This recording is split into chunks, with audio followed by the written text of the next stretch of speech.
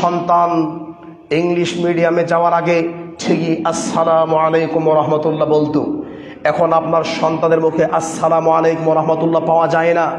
English মিডিয়ামে আধুনিক শিক্ষায় শিক্ষিত হয়ে ইংলিশ মিডিয়ামে দ্বীনের শিক্ষা না থাকার কারণে আপনার সন্তান এখন সালামের পরিবর্তে গুড মর্নিং, গুড ইভিনিং এগুলো বলে থাকে।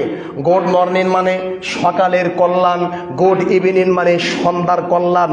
আপনি বিশ্বাস করেন এটা ইহুদি খ্রিস্টানরা আপনাকে শিখিয়েছে, এটা ইহুদি খ্রিস্টানরা আপনার সন্তানের কলেজের মধ্যে ফুৎকার করেছে। ইহুদি খ্রিস্টানদেরই বলি আপনি বলেন, সকাল সন্ধ্যায় বলেন, দিন রাত বলেন, যুগ যুগ ধরে বলে যাচ্ছেন, এবং এটা কি আপনার সংস্কৃতি সভ্যতা মনে করছেন? অন্যায়। মনে রাখবেন, গুড মর্নিং মানে সকালের কল্যাণ, সকালের কোনো কল্যাণ নেই। গুড ইভিনিং মানে সন্ধ্যার কল্যাণ, সন্ধ্যার কোনো কল্যাণ নেই। সকল কল্যাণ কার কাছে? কোরআন কারীম পারা নম্বর 3 পৃষ্ঠা নম্বর 12 লাইন নম্বর 9 সূরা আলে ইমরান। আল্লাহ কি বলছেন?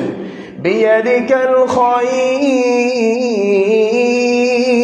ইন্নাকা আলা কুল্লি শাইইন কাদির।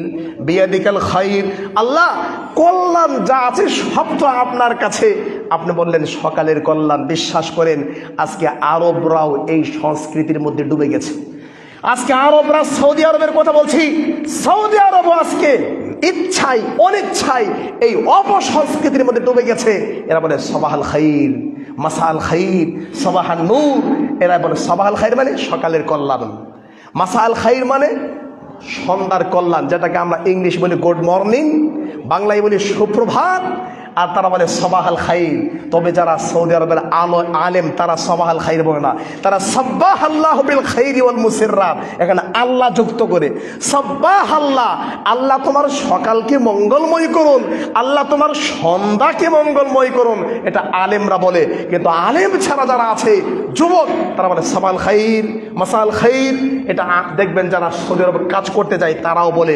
এটা অফিস আদালতের ভাষা হয়ে গেছে, কিন্তু এটা অপসংস্কৃতি। এটা আরবরাও চিন্তা করছে না।